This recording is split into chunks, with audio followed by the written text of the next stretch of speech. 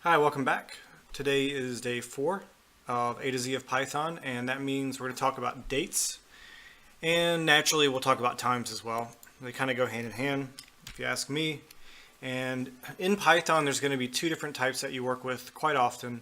One is called a DateTime, which is the date and the time all in one object, and then the other one is just the time. And they behave a little bit differently, and there's some different things that you can do, and they come in handy different places, so we'll just cover them both. So to begin, in order to use the built-in functions, you do have to actually import the DateTime module and the time module. So the way I like to do it is just do from DateTime, import DateTime, and from time we'll import time. So now we have access to the functions, all the capabilities of the DateTime and the time module, and allow us to get started. So the DateTime, the most common one, I guess you could say, that you'll probably use is like a current DateTime. And that might be, let's say you're creating an application that when it fires up, it shows the current time to the user, or maybe you're going to create like a Django web app and you want the date displayed on your website, something like that. In those cases, you would look at the current date time. You may even want to compare the time that's passed between like a previous event and now. So for example, that would be a great time to use it. And it's pretty easy to do. We just create some kind of variable and assign it to datetime.now. And that couldn't be any easier. And what that's going to do is it's going to make current DateTime contain day, month, year, hours, minutes, seconds, and sometimes even more accurate, like microseconds. So let's see what happens if we print it out. So we're just going to make this look pretty here. We're going to put is currently, and we'll put current time, current DateTime. There we go. And there you go. So that's what a DateTime object, just using datetime.now, looks like in Python. And it's very accurate. You may not necessarily need that, almost never want to display that much accuracy. So we'll cover how to format the display. And you'll notice that the year comes first, and you might not want that either. So let's talk about that. How could you get to just the individual attributes? So like, let's say we want to print individual attributes of this DateTime object. Well, there's a couple ways we could do it. We could say print current year. So let's say you want the current year. And we'll put current DateTime.year. So you'll notice that there's actually ability to call specific pieces of this DateTime object. And in fact, if we run that, we'll see that it's just chopping this year out and printing it. And I've actually got all of them copied over here, so I'll paste them in. And now you can see that you can reference pretty much any part of it that you want, all the way down to the second. And these are built right in. So you could also just do print datetime.now.year, for example, and get just the year that way. So instead of assigning it to a variable first and then calling the year, you could just call it straight through the DateTime object without assigning anything. So there's several ways to do it. This, since we're calling this over and over again, it's kind of nice to just make it a variable and then reference that instead of calling the datetime.now function over and over again. But you can get to it either way. So this is pretty cool. So we already have the DateTime, and we've got some nicely formatted text here that shows what we want. So we can pick out little bits and pieces here and put it together any way we want. You could print out a string, contains all this stuff, format it any way you want. But this is a lot of text, and if you're doing like day, month, year, things like that, it gets a little bit cumbersome with all this text in here. It's probably not for creating a DateTime string formatted the way that you want. It's probably not the most efficient way to do it. It kind of gets ugly pretty quick. So let's take a look at how we can address that. So let's use string formatting, and we'll use that to output output a date and like I say a specific format. So let's say we want to do that. I want to take this DateTime object and print it as a string, and we want to be able to dictate the format. Well, there's two ways to do it. I'm going to cover one, and that's basically there's two ways to format a string, and I'm going to just cover the one I like the best. So let's put the first part so it looks good. So we'll put today's date. Probably have to use double quotes here. There we go. Today's date is, and then we're going to use these curly braces and a colon, and after that we can specify what the string is going to look like. Now, if you go to the documentation for Python and you look at these directives here, these are all of the individual pieces that a DateTime might have. So what you need to do is figure out the format of your DateTime, and then we can pick out these individual pieces and have it print the way that we want. So let's do day, the abbreviated month. So let me bring that back up here. We have the abbreviated month, so like Jan or Feb, we'll use a lowercase b, and for the day we'll use a lowercase d, so that's going to be just 1 to 31. And then for the year we'll use a capital Y to get the 4-digit year. So that's going to end up looking like this. So we'll do D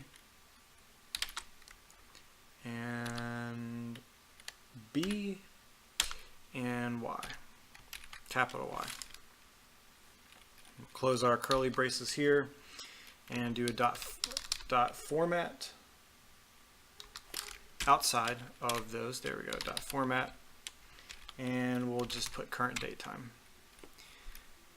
So sum this up, what this is going to do is it's going to print out a string, and it's telling us that this part of the string will pull out these three components from the current date time. So we have all these different pieces that you see here, and we want these three components, and we want it to be in a day, like the three-letter abbreviation for the month and the year.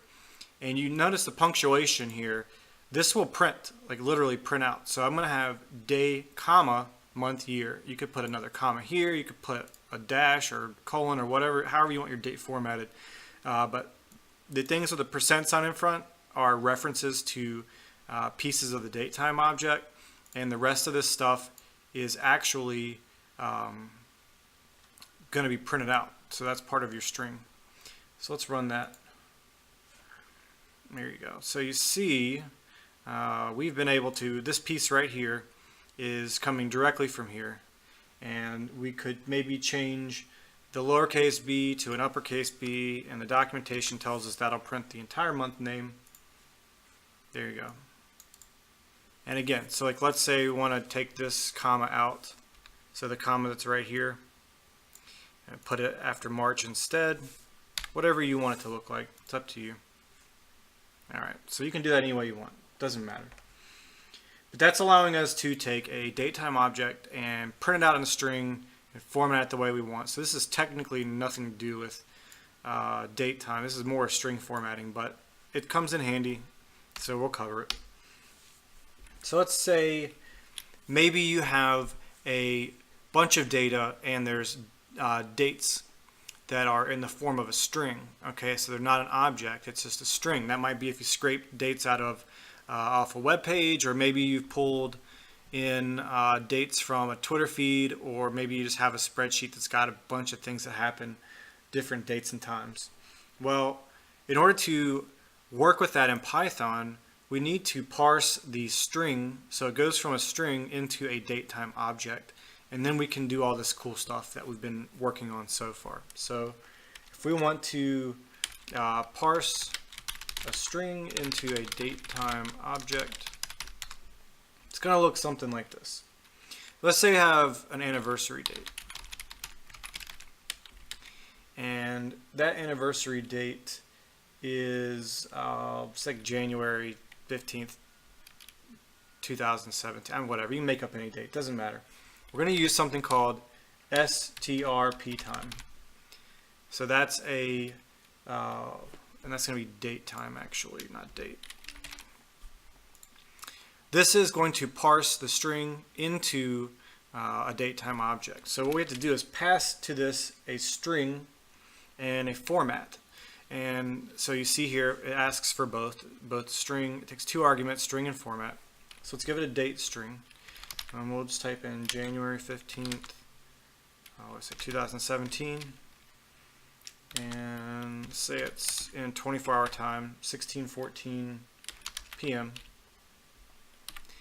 Then a comma, and now you have to tell it the format, and we're going to use a similar style. We're going to use these same letters here, and so we can go back and look at the directives on the Python documentation, and we need to find the corresponding ones for what looks to be the abbreviated month, which we know is a lowercase b because we used it in the old one, the old example. We have the numeric day, we have the year, we have the 24-hour format time, we have the minute, and then we have an AM/PM indicator. And we also have to account for any sort of punctuation that exists. Okay, so this is going to look something like this. So inside our quotes, we're going to put, the first thing is the B for the abbreviated month. There's just a space there, and then we have the day. You won't remember these probably, but fortunately they're easy to find. Just Google DateTime or time or anything like that for Python, and it's in the documentation for both.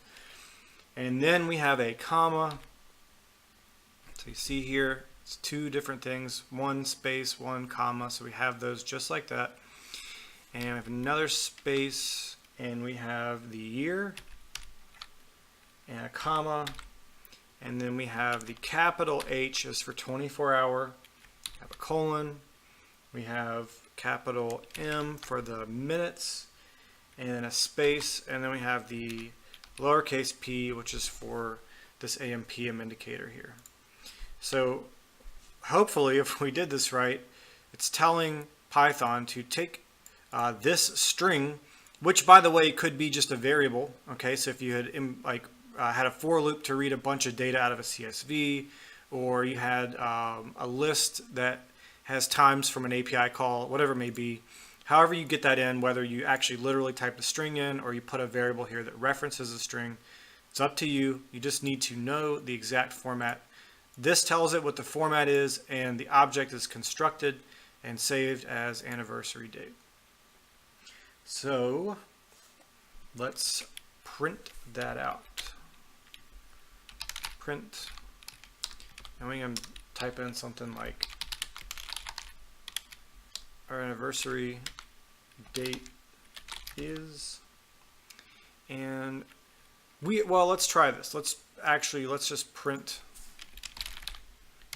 the anniversary date first, and we see that right here, and that's exactly what we got here, but it's again printed as the same up here. It's printed with the year, day, and month, and time, and maybe we don't want it to look that way.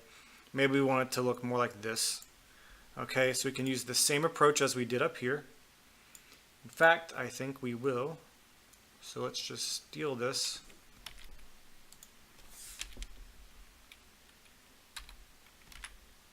Oops. And I think we used it. There we go. And this is not current date time, it's anniversary date. Okay, so let's get rid of this one. And there you have it. So this is converting it to DateTime object, and then it's doing string formatting to print it in the format that we want. So when we run this, our anniversary date is January 15th, 2017. And that's pulled straight from this string. You can put in whatever you want. As long as it's a component of the original string, you can use it here. Okay? So that's pretty cool. So we'll just say, copy this comment here. All right, so that is like the general roundabout for getting through dates, date times, like dates, times, things like that, and referencing them by the individual components, and then also using string formatting and using like the directives to get the pieces that you want displayed the way that you want, and parsing a string to date time. That's a lot of stuff, but we're not done yet. So let's talk about my favorite, which is Epoch Time. This is a format of a date time that is listed as the number of seconds since, I believe, midnight January 1st, 1970. You can look up why they chose that date, but it's not important. All we need to know is any system that uses Epoch Time will represent time in seconds, and the amount, specifically the amount of seconds since January 1st, 1970, which means it doesn't matter what the time zone is, doesn't matter what language you're using or anything, the Epoch Time is the same all the time, and that's really cool.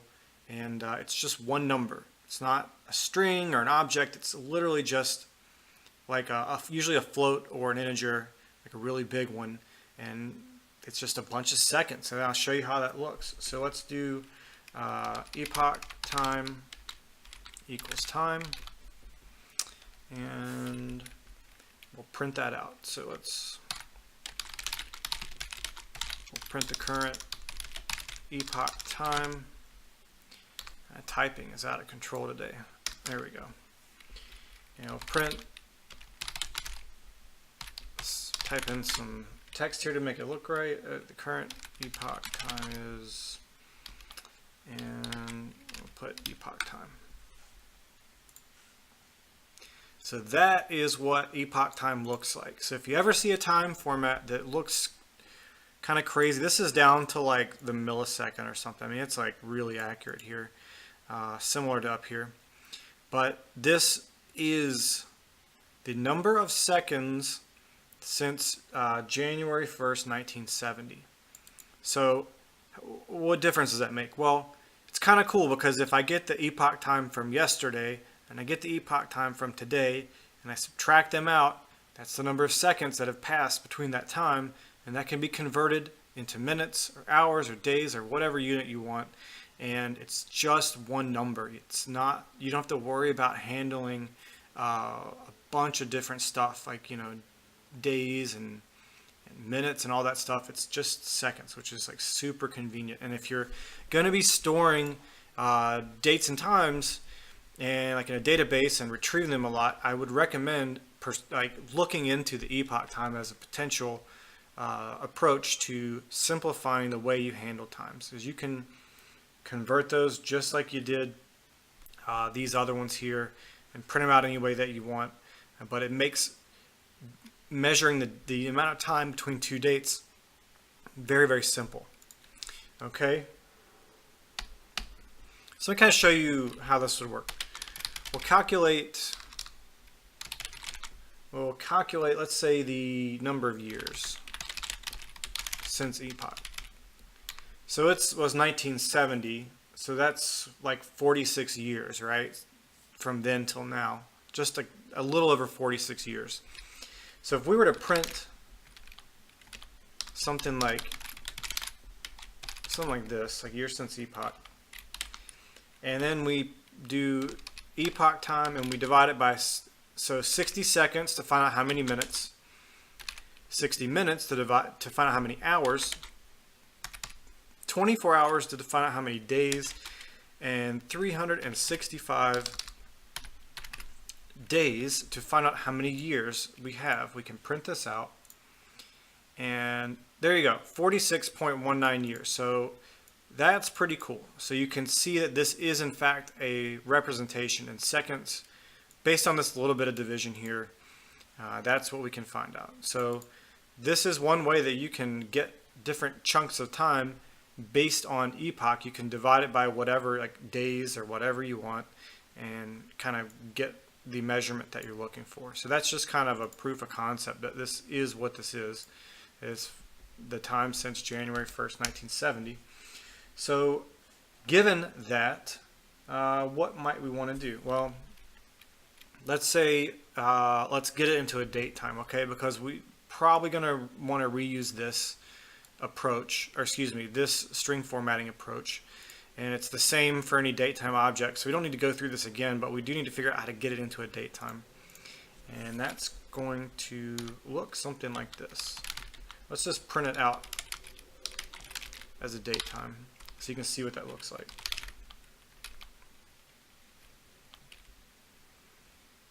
Let's see, we'll do datetime.from timestamp, and we'll put epoch time. Run that, and there you go. So that's like a really roundabout way to get the current like date time. So datetime.now is the same as getting the epoch time and converting it into a datetime object. Okay, so now we could set this equal to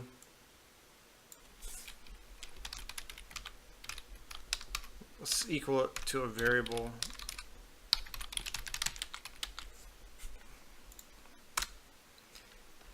So this becomes a datetime object, just like this one and just like this one, and we can print it out any way that we want, and that's pretty cool. The difference is it's very easy to manipulate epoch time when you're adding or subtracting dates and finding out, you know, date ranges. So that's like my favorite one for sure. So that sums it up. If there's anything else that you want to learn about, let me know in the comments and we'll dig into it. There's quite a few components to both date time and time. But these are the essentials, and I hope you learned something today. Thank you very much.